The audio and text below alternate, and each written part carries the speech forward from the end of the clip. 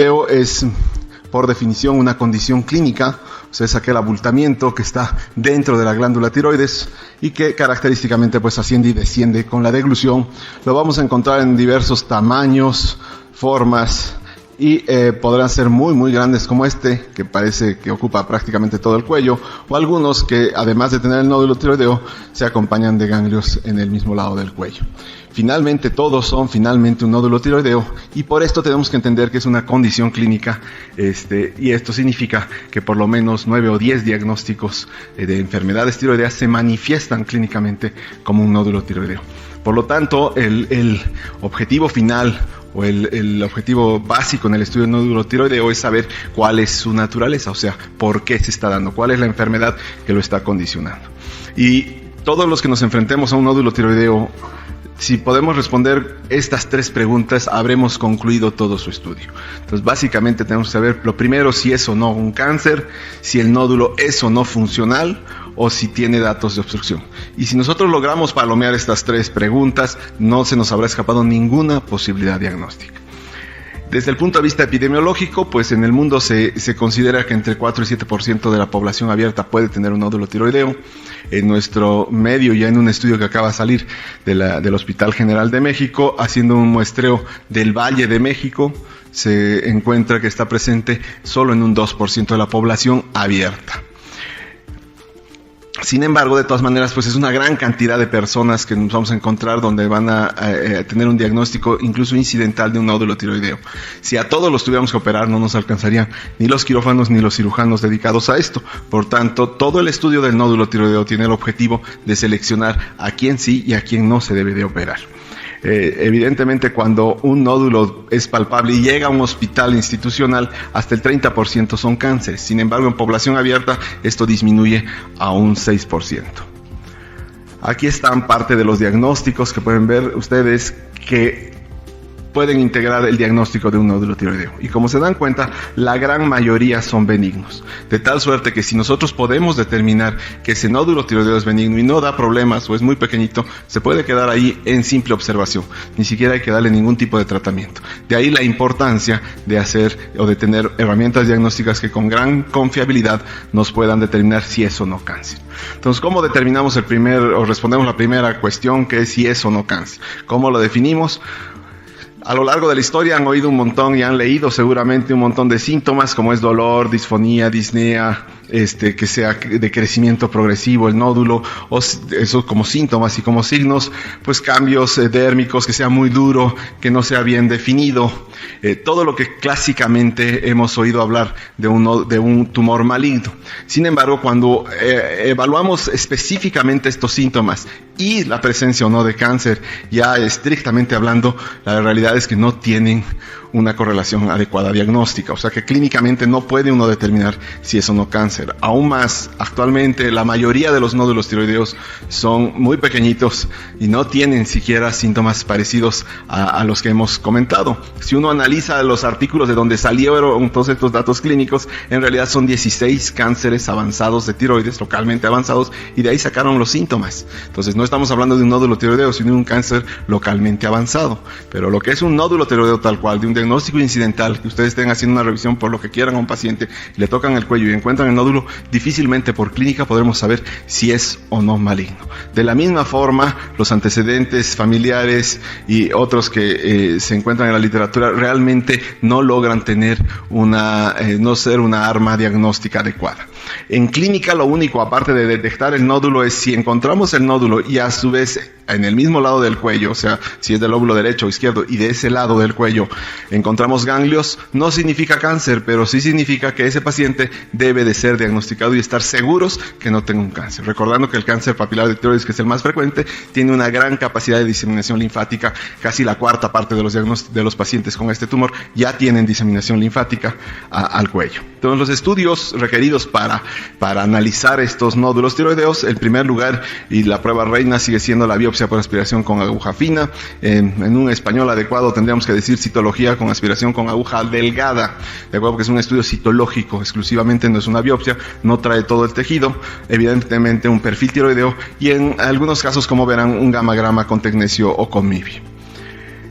La prueba fundamental sin duda será la biopsia por aspiración. Como ya les comenté, es un método muy sencillo de consultorio. Como van a ver, hay que perder el miedo a hacerlo y repetirlo, y cada vez que hagamos más veces obtendremos mejor material para que el patólogo lo pueda leer. Y si bien varía en la literatura su capacidad diagnóstica, en realidad bien hecho y ya realizado, tiene un valor diagnóstico muy adecuado que nos permite tomar decisiones terapéuticas. En nuestro hospital esto es el valor diagnóstico que actualmente estamos manejando, y como verán aquí les pongo útil solo en un 78%. ¿Y qué significa? Esta es una limitante que, como vamos a ver más adelante, la prueba misma te da. O sea, de la gran mayoría puedo decir si es benigno o maligno, pero habrá un grupo de pacientes que en algunas series pueden ser hasta la mitad de todos los pacientes con nódulo tiroideo, donde no se pueda definir un diagnóstico. Es muy sencillo, solo necesitamos finalmente una aguja de 20 centímetros, una jeringa de 20 centímetros, una aguja 21-22, que son las que tienen el pivotito verde o negro, unas torundas de alcohol, y ya sea laminillas, ya sea que tengan un cito spray, o los pueden dejar sumergidos en alcohol. Cualquiera de esas cosas. Y aquí en este video vean ustedes aquí la tumoración que va a ser biopsiada. Es algo en realidad sencillo, simplemente se hace el aseo con alcohol y posteriormente se introduce la aguja con la jeringa, como ven, sin haber aspirado nada. Una vez que están adentro, giran, aspiran, ahí van a tener el vacío, con un dedo pueden atorar ahí la aguja y hacen cortes en abanico. Y sin miedo, es un estudio que no sangra, que no hace hematomas, que no da complicaciones, que no siembra por ningún lado. Una vez que han terminado de hacer la toma de biopsia, dejan de aspirar para que la biopsia o el contenido está solo en la aguja y en el pivotito, no va a entrar nada al cilindro. Entonces, una vez que han terminado, sacan la aguja, llenan la jeringa de aire y ahora expulsan lo que está en la luz de la aguja en una laminilla y se hace el frotis. Puede estar, lo ideal es que el patólogo esté en ese instante y en una tinción rápida que se llama de Diff Quick, checa si hay células o no. Lo ideal es tener un mínimo de 60 células para que el patólogo pueda hacer un diagnóstico adecuado. Si no se consigue, pues se repite la punción. ¿Y qué nos va a dar de resultado esta biopsia? Nos va a decir 4 cosas en general. La primera, si es benigno, y con el valor diagnóstico que ya vimos, puede uno tomar la decisión sin ningún problema de dejar al paciente simplemente en observación. Sin embargo, a largo plazo se considera que la exactitud de una sola biopsia benigna es de un 90%. Por lo tanto, la conducta aquí es repetirla a los 6 meses de nuevo.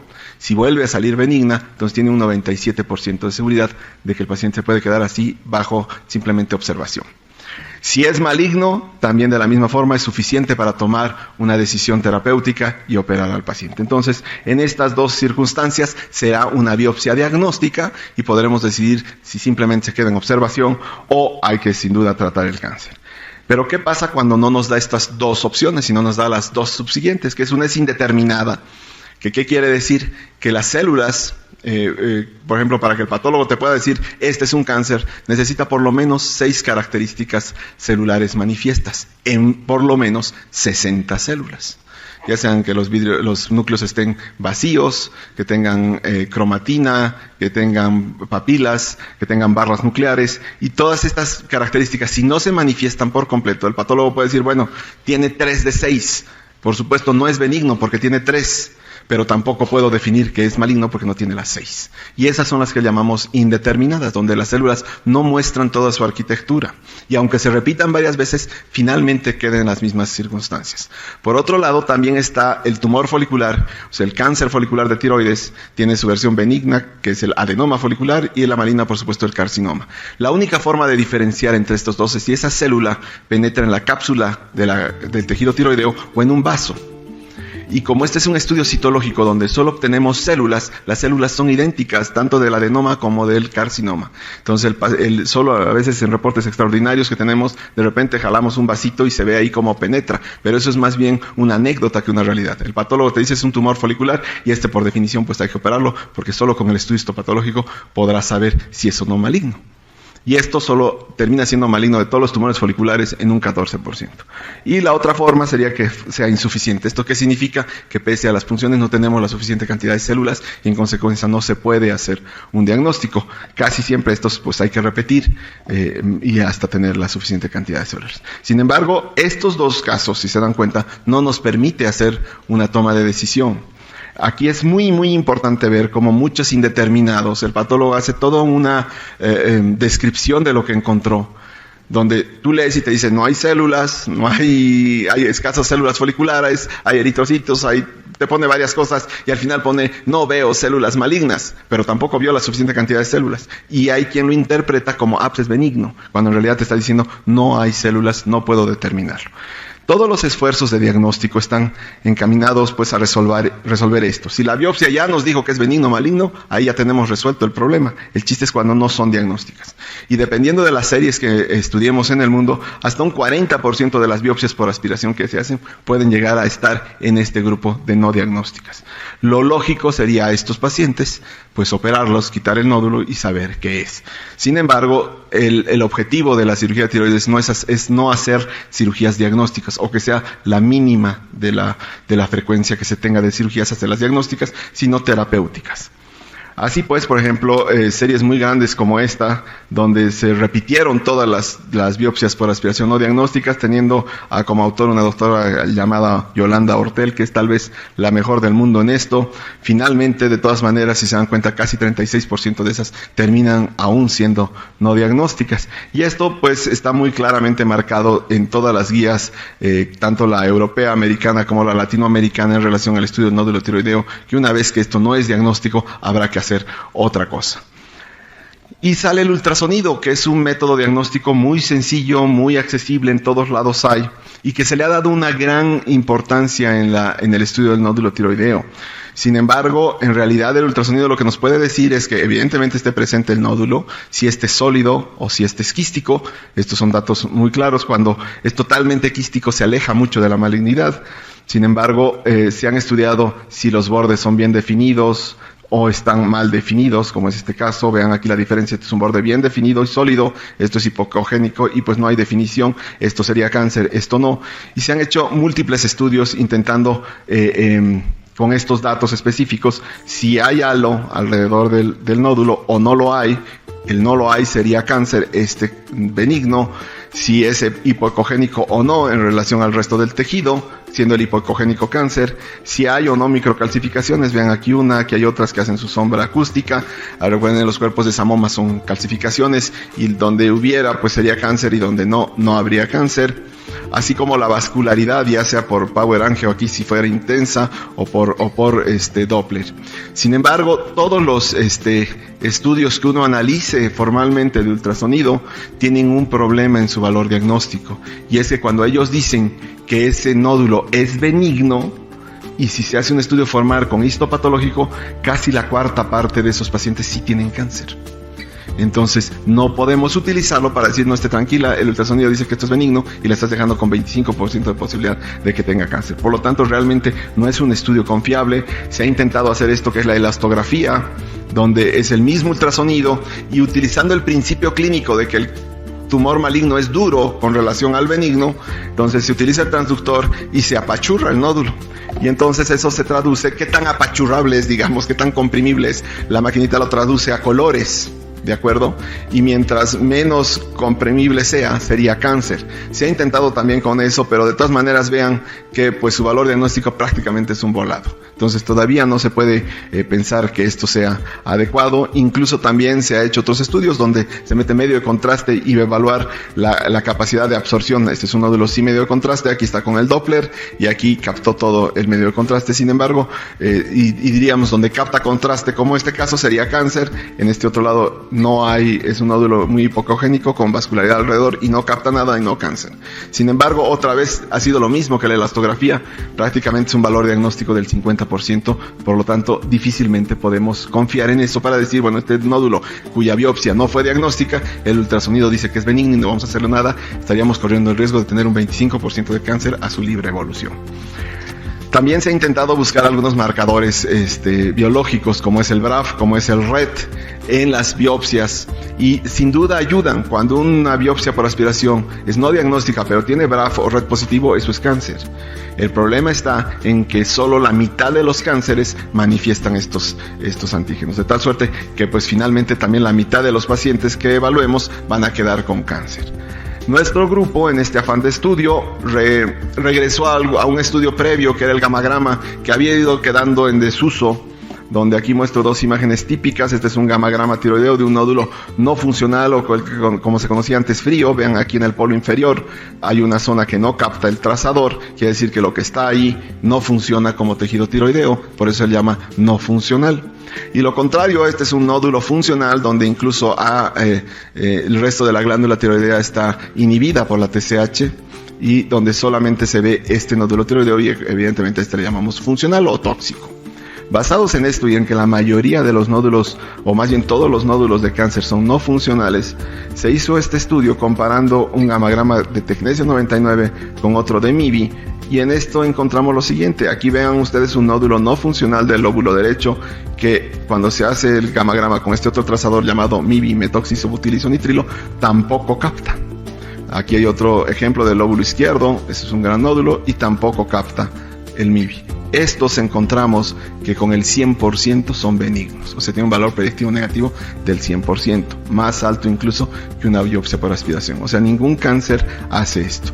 Lo contrario, donde tenemos un nódulo no funcional, aquí lo ven en el lóbulo derecho, y capta intensamente el MIBI, si bien también aquí en el polo superior de este y en el polo superior de este lóbulo derecho capta MIBI. Estos tres casos, si bien todos los cánceres lo hacen, también algunos tumores benignos. De tal suerte que esto pues lo utilizamos para aquellos pacientes cuya biopsia por aspiración es no diagnóstica. Le hacemos un gamagrama con tecnesio y MIBI y podemos reclasificar a la mitad de esos pacientes ya a benigno.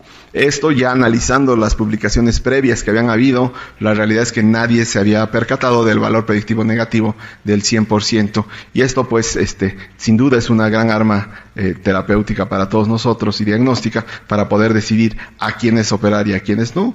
Y esto pues ya en todo el mundo también ya se ha comprobado, igual en diversos estudios donde han repetido la prueba que aquí se hizo en México, y bueno, se queda claro que tiene un valor predictivo negativo del 100%. Sin embargo, tiene sus bemoles, porque debe ser muy estricto decir capta o no capta, y de repente hay gente que quiere, digamos, ver qué tanto capta, cuantificar la captación y en base a eso indicar. Eso no puede ser, tiene que ser definitivo, capta o no capta, y a veces se lleva a errores de interpretación, como en este estudio del 2009 alemán, donde decían que a todos les había ido idéntico excepto en un paciente donde un cáncer no había sido detectado, tenía un MIBI negativo, y si ustedes dan cuenta, incluso publican el gamagrama. Este es el nódulo tiroideo no funcional, y aquí se ve cómo capta el MIBI. Evidentemente no capta como un foco, ¿no? Pero captó, y ellos ya lo consideraban esto como negativo. Evidentemente es un error de interpretación. Finalmente, pues en muchas guías ya del mundo se considera que ante un MIBI positivo, en todo caso, sin duda hay que hacer una biopsia por aspiración si es que quieres empezar el estudio con el gamagrama antes de la biopsia. Si es negativo, no es necesario hacer la biopsia. Si es positivo, sin duda hacer la biopsia para terminar con el estudio de este nódulo tiroideo. Por otra parte tenemos la tomografía de positón por electrones, el PET, que también nos da lo mismo. Vean aquí un nódulo tiroideo cómo capta intensamente la glucosa, y finalmente nos da exactamente el mismo valor diagnóstico. ¿Qué quiere decir? Que tiene un valor predictivo negativo del 100%. La diferencia es que el PET pues cuesta como 25,000 pesos y un gamagrama con MIBI como 2,000 pesos. Entonces, evidentemente, para cualquier paciente o para cualquiera de nosotros, pues si nos da el mismo valor diagnóstico, prefiero hacer un gamagrama que un PET. De tal suerte pues que si tenemos un nódulo tiroideo con una BAF no diagnóstica, pues habrá que hacer un MIBI o un PET. Si este es positivo, habrá que ir a una cirugía diagnóstica. Si es un MIBI o PET negativo, estará reclasificado en benigno. Hasta este instante tenemos, entonces, ¿qué haríamos? Si es benigno, le damos tratamiento, le damos observación. Si es maligno, se tiene que operar. Y si es no diagnóstica, pues recurrir más bien a un gamagrama o a un PET para definir si se opera en forma diagnóstica al ser positivo el MIBI o el PET, o reclasificarlo al benigno si esto es negativo. La otra pregunta era si daba síntomas de compresión. Estos que son generalmente los que ustedes ven, y es que cuando el nódulo tiroideo crece, sobre todo hacia el polo inferior o hacia atrás, cuando empieza a crecer queda detrás de la clavícula, y entonces no va a poder transmitir la presión o mover la clavícula y sí lo hace hacia atrás. De tal suerte que los pacientes casi siempre son aquellos pacientes que tienen tos crónica, seca, continua, que tienen una muy mala forma de dormir, o sea, no descansan, están cansados todo el tiempo, no pueden llegar a sueño humor porque si no se asfixiarían. Y evidentemente no se ven los nódulos tiroideos cuando están en esta posición. Vean ustedes en este ejemplo cómo es un gran nódulo desplazando la tráquea a un lado. Aquí lo ven también, ¿de acuerdo? Y clínicamente, pues la paciente ni parece que tuviera algo. Sin embargo, cuando uno lo explora, pues al tocar aquí y al deglutir, se enterará la punta del iceberg. Y vean cómo una radiografía simple puede darnos un diagnóstico de esa paciente. Vean el supernódulo que tenía. Por supuesto que cualquier dato de compresión, no importa que sea benigno o maligno, es directamente una indicación quirúrgica. Ahí no hay cómo evitarlo. Ahora, si es funcional o no, recuerden el gamagrama que les había puesto de cómo es un nódulo tiroideo y uno no funcional. Si es funcional, ¿qué significa? Que es un adenoma folicular que está produciendo hormonas, y si lo dejamos a su libre evolución, finalmente va a producir una mayor cantidad de hormonas y va a ser tóxico.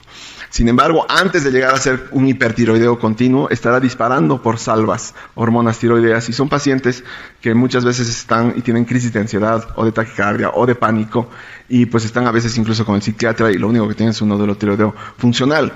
Es muy importante pensar que casi siempre se crea en todas las guías clínicas que al tomar un estudio de un perfil hormonal tiroideo y tener la TSH baja, o más bien tener la TSH normal, descarta un nódulo funcional. Sin embargo, esto ya se demostró que la pura TSH baja solamente está en el 30% de los pacientes que tienen un nódulo tiroideo funcional. La única forma que podamos saber si ese nódulo tiroideo es o no funcional es a través de un gamagrama.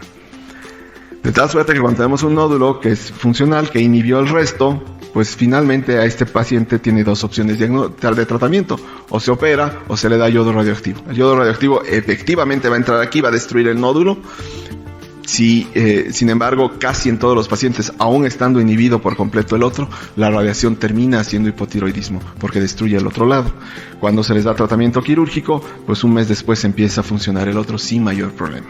De tal suerte que aquí cualquiera de las dos opciones terapéuticas son buenas. La consecuencia es la diferencia. Una no se opera, pero terminará siendo hipotiroideo. Evidentemente con su reemplazo podrá vivir normal, y en el otro caso el que se operará se tendrá que someter al riesgo quirúrgico y seguramente quedará eutiroideo sin necesidad de tomar tratamiento en el futuro. Ahora, ¿qué queda para el futuro del diagnóstico del nódulo tiroideo? Si se dan cuenta, todavía la mitad de los pacientes que no tienen una biopsia por aspiración diagnóstica terminan en una cirugía diagnóstica. Y bueno, pues para eso lo que nuestro grupo está estudiando actualmente es el por qué el MIBI nos servía. Entonces, esta es una imagen del Guyton de una mitocondria. Esta sería la membrana externa de la mitocondria, la membrana intermedia, y esta la matriz mitocondrial. ¿De acuerdo? Este es el espacio intermembranal. Entonces, el MIBI, ¿cómo funciona? Pues primero una mitocondria, si recordamos, utiliza el azúcar, llega y de ahí produce protones para que empiece a funcionar el citocromo oxidasa, y estos a su vez hagan funcionar la ATPasa para formar ATPs. ¿De acuerdo? De hecho, por eso es que este es el mismo mecanismo por el que también utilizamos el PET, el azúcar que se consume intensamente por los cánceres. Aquí es donde se llena. De tal suerte que la matriz es negativa, el espacio intermembranal es positivo, porque hay mayor cantidad de protones aquí que están siendo bombeados por el citocromo oxidasa al espacio intermembranal, y estos regresan por la ATPasa para hacerla funcionar. Resulta que hay un efecto que se llama Warburg, que fue descrito en la Segunda Guerra Mundial y por un alemán. De repente uno dice qué mente para poder haber encontrado esto en ese momento, y pues bueno, al perder la Segunda Guerra Mundial Alemania también se perdió este conocimiento. Sin embargo, se ha retomado. ¿Y qué es lo que sucede? Que las células malignas tendrían alguna disfunción en la ATPasa, de tal suerte que por eso consumen puro azúcar para producir ATP. Sin embargo, la diferencia de producir ATPs por este medio a solo por azúcar, pues es kilométrica en la cantidad de energía. Por eso es que se va consumiendo un paciente con cáncer. De tal suerte que al existir esta disfunción, pero el citocromo seguir funcionando, la diferencia de potencial de membrana es mucho mayor, sino más negativa la carga en la matriz mitocondrial, porque siguen bombeando protones al espacio intermembranal, pero al no regresar, pues esto se hace cada vez más y más negativo. Esa es la razón por la cual el MIB-I, que es una sustancia, que es un catión lipofílico, pues pasa sin ningún problema las barreras de las membranas y se queda atrapado por la carga por la carga negativa dentro de las mitocondrias, que eso es lo que vemos en el gamagrama cuando se captura y se prende como un foco. Aquel nódulo que es no funcional, cuando se llena de MIB-I, es porque aquí se está reteniendo, por esta razón. De tal suerte que pues el problema está en la ATPasa. Lo que estamos haciendo actualmente es la ATPasa tiene una estructura molecular de esta forma, que incluso aquí ven cómo gira, los protones van entrando, hacen girar este cilindro, y al girar el cilindro, estas subunidades alfa y beta van cambiando de estructura, y eso es lo que va produciendo de ADP a ATP. De tal suerte que esto es lo que está mal en las células malignas. Hemos separado cada una de estas estructuras. Hay dos componentes, como ven, uno fijo y otro que gira.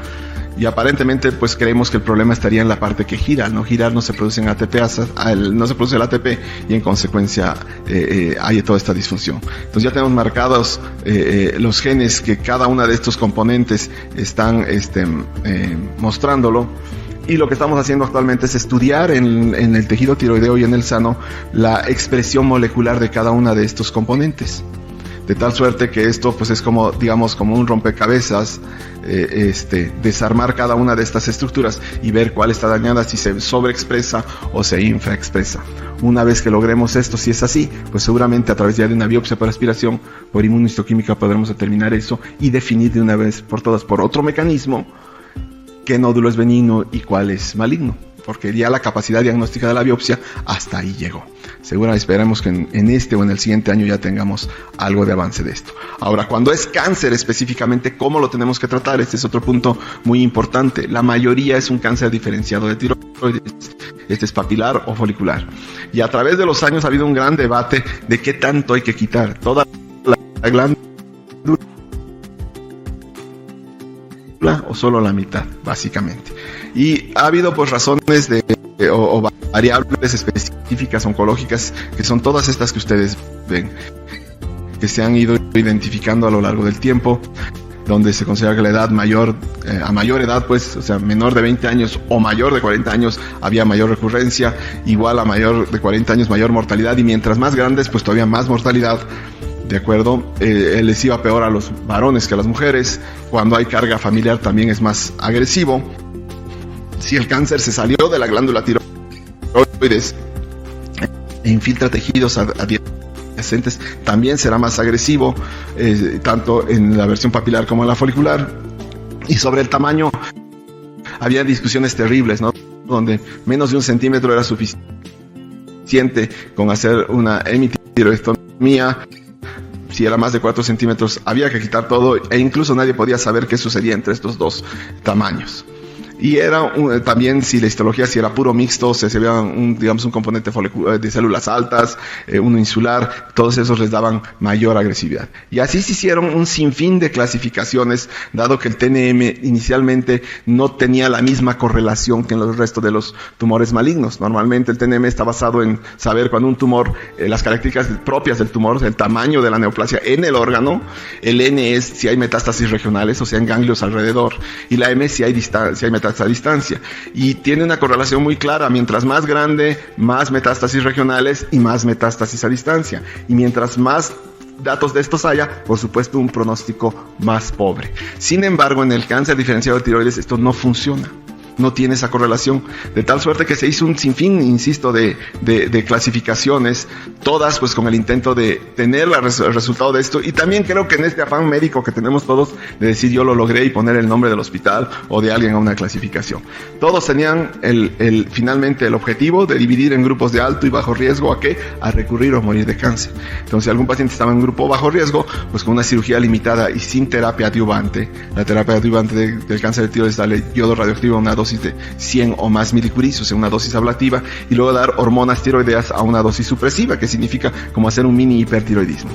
Y había una gran pelea. Sin embargo, ya desde el 2001 un doctor apellidado Mazzaferri, en su tercer informe, que él tuvo la fortuna de empezar a juntar pacientes a lo largo de los años con diferentes tratamientos, y a todos los seguían estrictamente hablando, y logró seguirlos en este tercer informe 40 años ya de evolución y más o menos 1.600 pacientes. Y lo que encuentra es que, independientemente de todos los factores que les he platicado, si al paciente se le hace una cirugía completa, o sea que se le quita toda la glándula tiroides y ganglios si es que están presentes, se les da hormonoterapia de supresión y se les da yodo radioactivo, tienen la menor posibilidad de recurrencia que cualquiera de las otras posibilidades. Aquí también se ve lo mismo, ¿de acuerdo? Y esto pues fue un boom y un motivo de mucha controversia.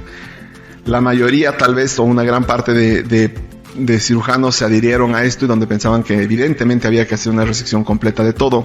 Siempre hay un grupo que va en contra. Ponía como un motivo no oncológico la posible morbilidad de la cirugía y que esto llevara. Evidentemente estamos hablando de operar bien, de hacer bien las cosas.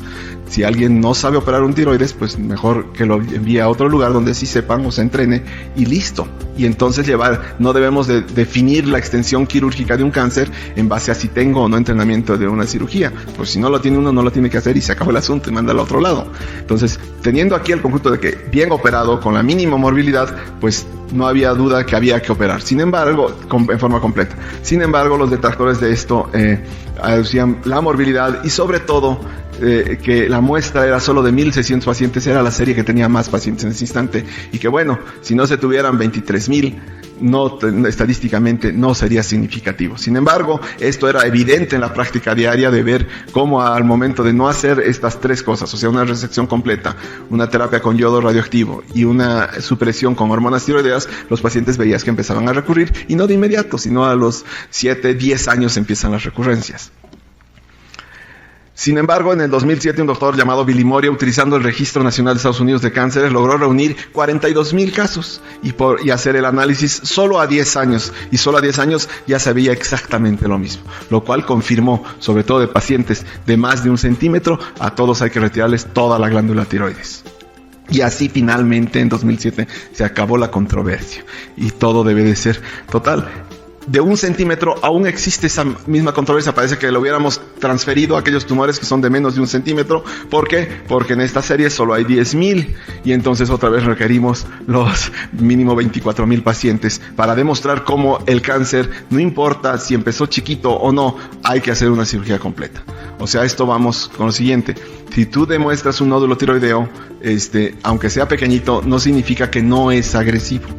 Y el cáncer de tiroides tiene un comportamiento biológico lento en relación al resto de cánceres. De ahí que el TNM no correlaciona. ¿Qué quiere decir con esto? Que si tú eres más agresivo, entonces es muy probable que venzas a este cáncer. De hecho, en general, un cáncer diferenciado de tiroides tiene arriba del 95% de posibilidades de ser curado, aún con metástasis regionales.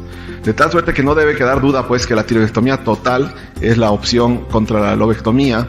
Y aún más, el tratamiento completo no solo significa retirar la glándula tiroides, sino también los ganglios que estén con metástasis cervicales. La presencia o no de ganglios lo único que denota es que hay que hacer una cirugía más extensa, ya sea que los busques a través de estos métodos, como es el ganglio centinela, donde se mete azul patente, por peso molecular solo va por los linfáticos y nos marca los ganglios que estén drenando el tumor. Ese lo tomamos, lo mandamos al patólogo, y si nos dice que es cáncer, pues habrá que completar con una disección de cuello, o aquí vean ganglios muy evidentes metastáticos, que evidentemente la tiroidectomía tendrá que ser complementada con una disección radical de cuello. Pero esto es lo que cambia el pronóstico. O sea, si un paciente tiene un cáncer diferenciado de tiroides solo en su glándula tiroides o en su glándula tiroides y en ganglios, la diferencia de pronóstico solo implica que hay que completar la cirugía. Y entonces les irá idéntico, con la misma capacidad arriba del 95% de curación, que eso es lo importante. De tal suerte que la cirugía amplia, completa, más la adyuvancia de yodo radioactivo y de hormonas terapia de supresión será súper efectiva. Y para comprender este concepto hay un ejemplo muy burdo, pero creo que muy didáctico. Si encuentran en una habitación cucarachas, sería el cáncer. Lo que harían es limpiar la habitación, encontrar el nido y destruir todas las cucarachas. Y limpiar que puedan pasar la lengua por el piso. ¿de acuerdo? Esa sería la cirugía. Luego le echaríamos Raid mata cucarachas, ¿no? Ese es el yodo radioactivo. Y después de eso diríamos, bueno, a partir de hoy, toda la persona que entre aquí no me trae alimentos ni me deja basura para que no vuelvan a llegar. Esas son las hormonas tiroideas a una dosis mayor de la que se requiere para disminuir. Supresiva se refiere a que la TSH debe estar abajo de lo normal, ¿de acuerdo? Porque es sensible. Y esto nos permite, pues, tratar pacientes como esta, aunque no lo crean, enfermera del estado de Chiapas, que llegó con un cáncer papilar localmente avanzado, infiltrando piel incluso. En una cirugía completa, pues significa no nada más quitar la glándula tiroides, sino hacer una disección radical, en este caso bilateral. Pero 14 años después, véanla, no tiene